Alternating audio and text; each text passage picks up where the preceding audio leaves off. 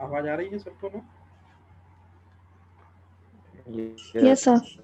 तो 27वें क्वेश्चन में जैसे मैंने पूछा आपसे, मच्छर, मलेरिया जिस मच्छर से होता है उसका नाम आपने बता दिया, मादा एनोफिलिस मच्छर, मतलब ये है मादा एनोफिलिस। अब मच्छर के 6 पैर होते हैं। इसका यस सीधा सर। इसका सीधा मतलब है कि मच्छर किसकी कैटेगरी में आ जाएगा? कीट की कैटेगरी में। कीट। तो ये एक मछली है जिसका नाम है गेम्बूसिया। ये मछली मच्छर के लार्वा को और उसके अंडों को खा लेती है। तो कहने का मतलब है कि यदि लार्वा और अंडों को खा लेती है तो ये कैसी मछली हुई? कीटभक्षी मछली। और उससे भी इम्पोर्टेंट, कीट पक्षी। साथ ही साथ में किसके लार्वा खाए इसने? मच्छर के। और मच्छर को इंग्लिश में क्या मच्छर के। कहते हैं? मॉस्किटो। मॉस्किटो। ये चीज हमेशा याद रखना कि गैम्बूसिया फिश को कीटभक्षी मछली और मॉस्किटो फिश भी कहते हैं। याद रहेगा ये चीज। मतलब 27वें सवाल का कौन सा जवाब सही होगा? डी होगा। अब एक क्वेश्चन पूछा जाता है, सन 1997 से भारत में तो नहीं, 1997 से डॉट्स प्रणाली की शुरुआत हुई। इस डॉट्स प्रणाली में डॉट्स का फुल फॉर्म क्या होता है, कोई बताएगा? Direct observe treatment shot. Therapy. ठीक है। तो डॉट्स प्रणाली के द्वारा हम इस रोग से ग्रसित व्यक्ति की मदद करते हैं जो टीबी से ग्रसित होते हैं। तो डॉट्स प्रणाली के द्वारा टीबी से ग्रसित व्यक्ति का उपचार किया जाता है। और डॉट्स प्रणाली के द्वारा कितने प्रकार की दवाएं दी जाती, कितने माह तक अपन उपचार करेंगे रोगी का? 6 माह तक। और 6 माह तक 4 प्रकार की 4 दवाएं। प्रकार की दवा। तो ये बात आप याद रखना, ये सारी चीजें एकदम सिंपल है कि डॉट्स प्रणाली के द्वारा किस रोग से ग्रसित व्यक्ति को ठीक किया जाता है। तो आंसर है टीबी। टीबी को तपेदिक भी टीबी। कहा जाता है या क्षय रोग भी कहा जाता है। क्षय रोग। ऐसे ये बिल्कुल इसी से मिलता जुलता क्वेश्चन है क्वेश्चन नंबर 29। क्वेश्चन नंबर 29 क्या कहता है? एक एमडीटी चिकित्सा होती है, केंद्र सरकार इसको चलाती है। एमडीटी, इसको हिंदी में कहते हैं मल्टीपल ड्रग ट्रीटमेंट। ये मल्टीपल ड्रग ट्रीटमेंट ना बोल के कई जगह थेरेपी भी लिखा है, याद रखना। और ये एमडीटी का फुल फॉर्म है। हिंदी में कहते हैं बहुआयामी चिकित्सा पद्धति। जैसे डॉट्स 97 से चल रहा है तो एमडीटी उसके पहले से चल रही है, सन 1981, मतलब जब इंदिरा गांधी की सरकार है। तो इंदिरा गांधी के समय में 1981 से बहुआयामी चिकित्सा पद्धति मतलब एमडीटी चल रही है। और इसके जरिए यदि आपको एक रोग हो जाता है कुष्ठ रोग, तो कुष्ठ रोग के मरीज को कुष्ठ। एमडीटी प्रणाली के अंतर्गत 3 प्रकार की दवाएं देते हैं। याद रखना, 3 प्रकार की दवाएं एमडीटी में देते हैं। तो कौन सा रोग ठीक हो जाता है आपका? कुष्ठ रोग। और यदि मैं आपसे कुष्ठ पूछूं रोग। डॉट्स प्रणाली में कितने प्रकार की दवाएं देते हैं? 4 प्रकार। कितने महीने तक देते हैं? 6 महीने तक। तो कौन सा रोग ठीक हो जाता है आपका? टीबी। याद रखना। तो टीबी का संबंध डॉट्स प्रणाली से है और कुष्ठ रोग का संबंध एमडीटी प्रणाली से है। ऐसे। अब यदि मैं आपसे पूछूं क्वेश्चन नंबर 30, बहुत इंपॉर्टेंट है, बहुत अच्छे से देख लेना, तुम फंसोगे, बहुत ज्यादा फंसोगे, मैंने जानबूझ के क्वेश्चन बनाए हैं। सबसे पहले मेरे को बताइए, एड्स का सबसे पहली बार मामला कहाँ देखा गया था? 1986 में अमेरिका में। अमेरिका में यूएसए के, मेरी बात ध्यान से 1981 सुनना, में यूएसए में। कि कैलिफोर्निया में सबसे पहला एड्स का रोगी मिला था। अब ध्यान से सुनना, इसमें 5 साल जोड़ो जरा, तो 5 साल बाद ये एड्स रोग हिंदुस्तान में पहुंच गया। मतलब कब पहुंचा एड्स रोग हिंदुस्तान में? 1900। 1986। और हिंदुस्तान में भी जिस राज्य में संक्रमित 5 महिलाएं मिली, वो राज्य कौन सा है भैया जी? चेन्नई, तमिलनाडु। मतलब तमिलनाडु। तो आपसे क्वेश्चन क्या पूछा जाएगा, ध्यान से सुनना। 1986 में भारत में एड्स का पहला मामला आया था।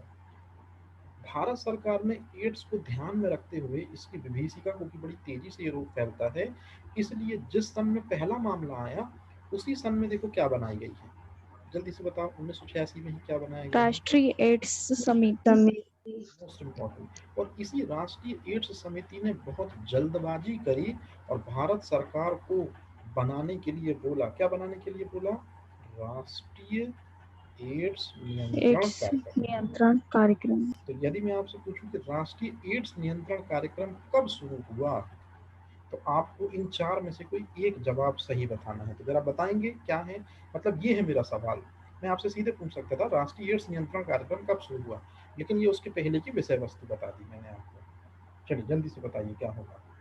1987। अब मेरी बात ध्यान से सुनना। राष्ट्रीय एड्स नियंत्रण समिति 86 में बनी और इसी के बनने के एक साल के बाद, मतलब एक साल के बाद मतलब 1987 में राष्ट्रीय एड्स नियंत्रण कार्यक्रम बन जाता है। ध्यान रहेगा ये चीज, अच्छे से देख लो, फंसना मत। राष्ट्रीय एड्स नियंत्रण कार्यक्रम कब? 1987 में। और समिति कब बनती है? 86। तो बताओ 1986। 87 में क्या बना, जल्दी से बताना। कार्यक्रम। राष्ट्रीय एड्स नियंत्रण कार्यक्रम। तो राष्ट्रीय एड्स नियंत्रण कार्यक्रम जो है ये 1987 में बना। 1987। जरा जल्दी से बताइए, इसका काम, दो काम सौंपे हैं हमने इसको। पहला काम क्या सौंपा है इसको? एड्स के प्रति जागरूकता और दूसरा रोकथाम। काम क्या सौंपा है अपन ने इसको? रोकथाम। ठीक है, तो ये दो काम कौन कर रहा है भैया, जल्दी से बता दो। राष्ट्रीय एड्स नियंत्रण कार्यक्रम कर रहा है। अब इसी राष्ट्रीय एड्स नियंत्रण कार्यक्रम के अंतर्गत ही, ध्यान से सुनना, 3 साल जोड़ो और 2 साल जोड़ो, मतलब कितने साल जोड़ना है? 5 साल बाद, मतलब 5 साल बाद बढ़कर कितना पहुंचेगा समय 1992 में ये संगठन बनता है जिसको हम नेको के नाम से जानते हैं। तो यदि मैं आपसे पूछूं कि राष्ट्रीय एड्स नियंत्रण संगठन कब बना, तो आंसर क्या होगा? 1992। लेकिन यदि मैं पूछूं राष्ट्रीय एड्स नियंत्रण कार्यक्रम कब आया, 1987। जब भी आप याद रखें तो ये दो वर्ड ऐसे याद रखें कि 87 में कार्यक्रम आया था और कार्यक्रम प्लस 5 साल इज इक्वल्स टू संगठन आ गया। अच्छा बताओ, मैं आपसे एक नॉर्मल सा क्वेश्चन पूछ रहा हूँ। आज टीवी में जो एड देखते हो आप या रेडियो में जो एड सुनते हो एड्स से संबंधित, उनको कौन प्रसारित करवाता है?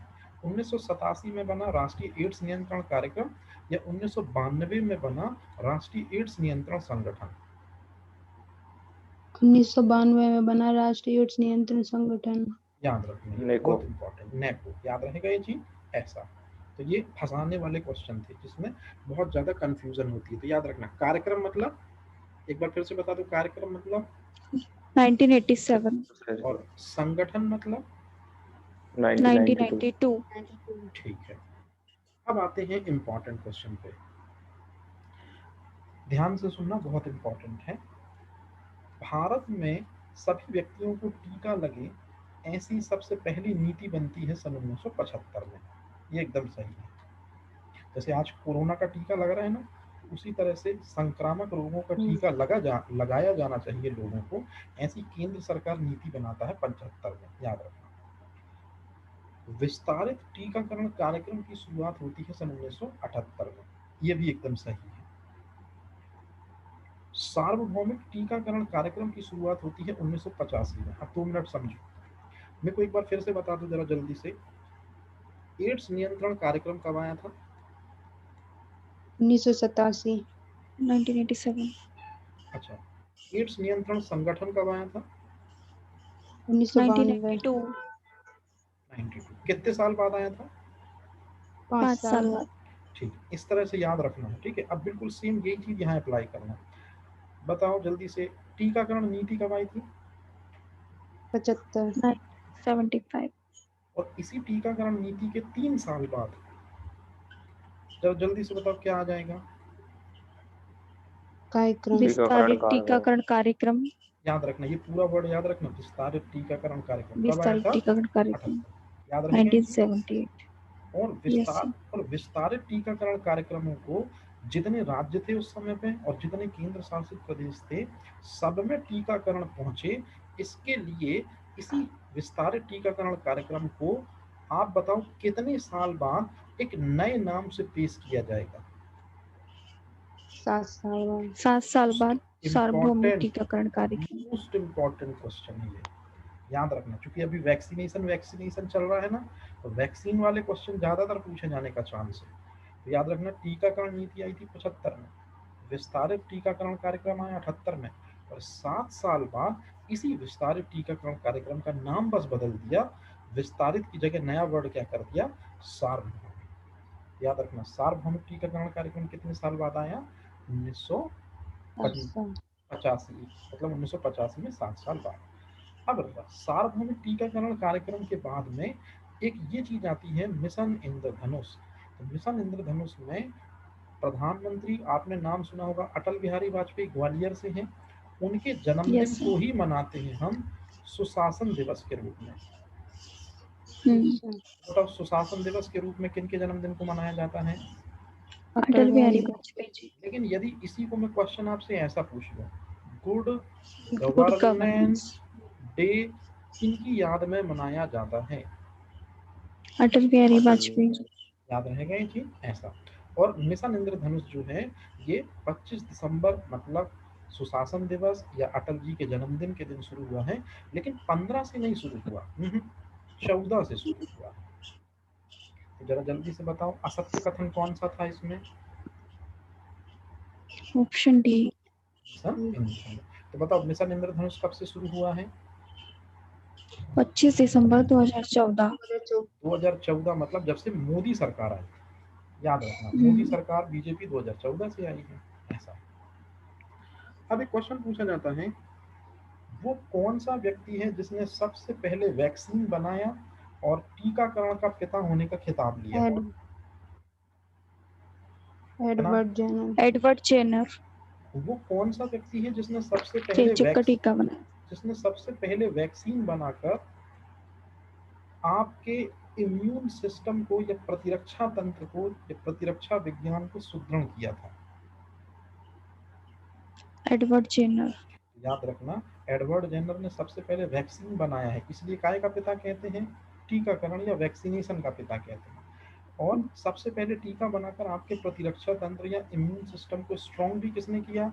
एडवर्ड जेनर ने, इसलिए एडवर्ड जेनर को उसका पिता भी कहते हैं। मतलब टीकाकरण का पिता और इम्यूनोलॉजी का पिता या फादर ऑफ वैक्सीनेशन या प्रतिरक्षा विज्ञान का पिता एक ही व्यक्ति को कहेंगे, एडवर्ड जेनर। अब आप मुझे बताओ, इस दुनिया का सबसे पहला टीका किस रोग का बना था? चेचक। लेकिन चेचक को इंग्लिश में पूछता है आजकल। Small pox. याद रखना ये, ठीक है। आपसे क्वेश्चन पूछेगा, सबसे पहला वैक्सीन किस रोग का बना था? ऑप्शन में आजकल चेचक नहीं है, ये वर्ड मिलेगा, स्मॉल पॉक्स। अब जरा जल्दी से मुझे आप ये चीज बता दो, लुई पास्चर ने किसका टीका बनाया था? रेबीज का टीका बनाया था। ठीक है, हाइड्रोफोबिया या रेबीज, इसका टीका बनाया था लुई पास्चर ने। जरा जल्दी से बताइए, मैं आपको पढ़ा चुका, जॉन साल्ट ने काय का टीका बनाया? पोलियो। का टीका बनाया। रॉबर्ट गाले ने कोई टीका ईका नहीं बनाया, उन्होंने HIV के बारे में बताया था कि जो HIV वायरस होता है, मतलब जो एड्स वायरस होता है, याद रखना, HIV वायरस मतलब एड्स वायरस RNA से मिलकर बनता है और प्रोटीन से मिलकर बनता है, ये बताया था रॉबर्ट गाले ने। मतलब एड्स वायरस के बारे में इंफॉर्मेशन दी थी रॉबर्ट गाले। याद रहेगा ये चीज ऐसा। Yes sir. अब अपन चलते हैं क्वेश्चन नंबर 35। जैसे नवजात शिशु कोई पैदा हुआ है और उसको टीबी होने का खतरा सबसे ज्यादा है, तो बताओ कौन सा हम टीका उस नवजात शिशु को लगा दें जिससे वो टीबी उसको ना हो? तो वो टीका जो लगाएंगे उसको हम कहते हैं एंटी टीबी टीका, लेकिन ये मेडिकल में बोला जाता है ये टर्म। हमको आप बताएं वो टीबी का टीके का नाम क्या है? याद रखना, उस टीके का नाम है BCG का टीका। बेसिलस कॉलमेट-ग्यूरिन। तो शॉर्ट में कौन सा टीका बोल देते हैं? BCG। BCG। तो जरा जल्दी से बताइए, BCG का टीका किस रोग से बचाव के लिए लगता है? टीबी टीबी से बचाव के लिए लगता है। याद रहेगा। अच्छा, बीसीजी के टीके को बनाया किसने है? कॉलमेट क्यूरिन में। तो कई बार जो सवाल होता है उसी सवाल में जवाब भी छुपा होता है।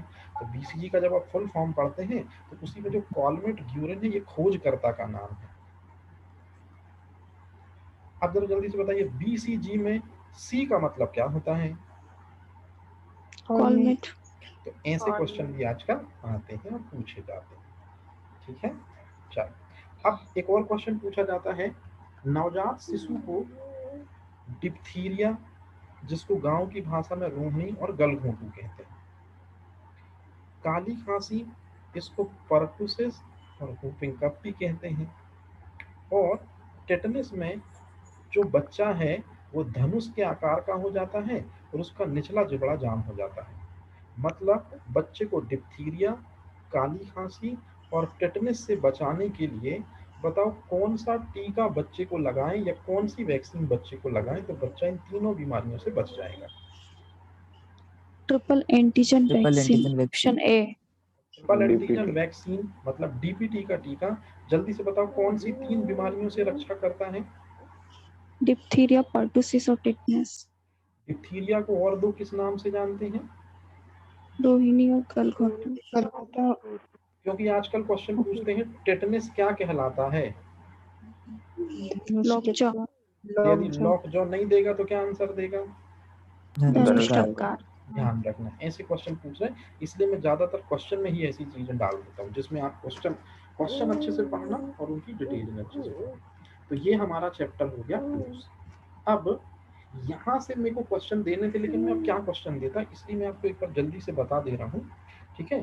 तो अब अपन को केंद्र और राज्य सरकार की कल्याणकारी योजनाएं पढ़ना है। तो सबसे पहले आप मुझे बताओ मिशन इंद्रधनुष कब से शुरू हुआ था? मैंने आपको ये चीज बता दी। 25 दिसंबर 2014। कौन से प्रधानमंत्री के कौन से दिवस के अवसर पर? Atal Bihari Vajpayee ji, good governance. इसके अलावा कोई क्वेश्चन नहीं बनेगा। अब चलते हैं दूसरा। जल्दी से बताइए जननी सुरक्षा योजना कब से शुरू हुई थी? 12 अप्रैल 12 अप्रैल 2005। इसके बाद यदि मैं आपसे पूछूं, इंपॉर्टेंट क्वेश्चन पूछ रहा हूँ, प्रोजेक्ट उदिता जो है वो मेंस्ट्रुएशन साइकिल से संबंधित इंफॉर्मेशन देने के लिए बनाया गया था। इंपॉर्टेंट है ये क्वेश्चन। और उससे भी इंपॉर्टेंट क्वेश्चन है लाड़ो अभियान जो है जिसकी शुरुआत हुई थी 2013 में। ये क्वेश्चन पूछेगा कभी नहीं।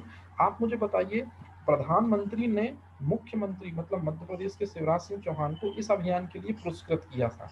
तो ऐसा क्या था ये दरअसल में, किस चीज से बचाव के लिए था ये अभियान? बाल विवाह।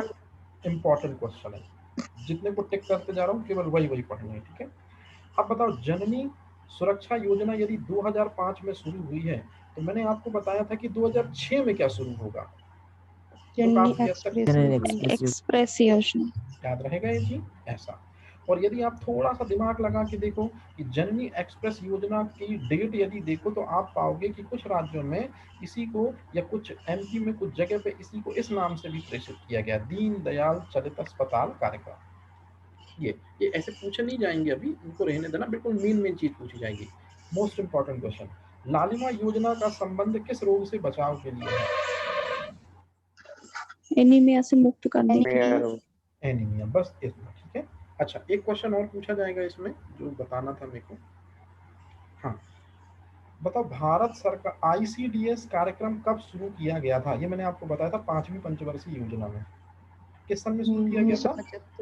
1975।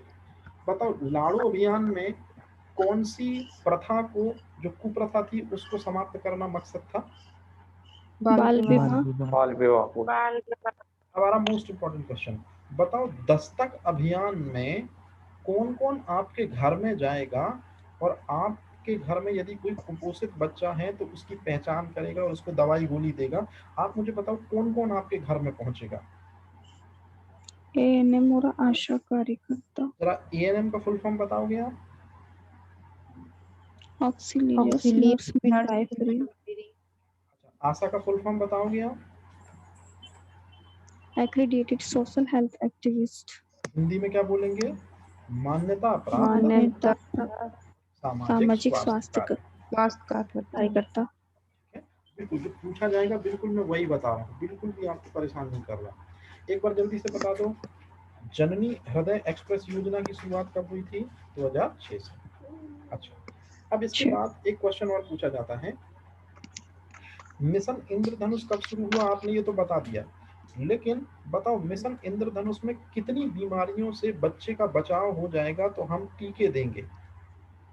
7 बीमारी है उससे। तो इंद्रधनुष में कितने रोग होते हैं? 7। तो वो कौन 7। कौन सी 7 बीमारियां हैं जिनसे बच्चों का बचाव होगा? डिप्थीरिया, पहले काली तो खांसी, डीपीटी हो जाएगी तीनों। डीपीटी ये हो जाएगा, फिर उसके बाद क्या हो जाएगा? डीपीटी, पोलियो, फिर पोलियो, टीबी, टीबी, फिर खसरा और फिर खसरा और हेपेटाइटिस। ये याद रखना आप लोग। क्यों याद रखना? आपसे क्वेश्चन ये पूछेगा, मिशन इंद्रधनुष में कौन सी टीकाकरण योजना या कौन सी टीकाकरण के लिए रोग्य नहीं है? तो याद रखना, ये अगर आपको पता है तो फिर इनके अलावा जो होगा वो उसका टीका नहीं दिया जाएगा। जैसे क्या एड्स का टीका दिया जाएगा क्या मिशन इंद्रधनुष में? नहीं। कोरोना का टीका दिया जाएगा क्या मिशन इंद्रधनुष में?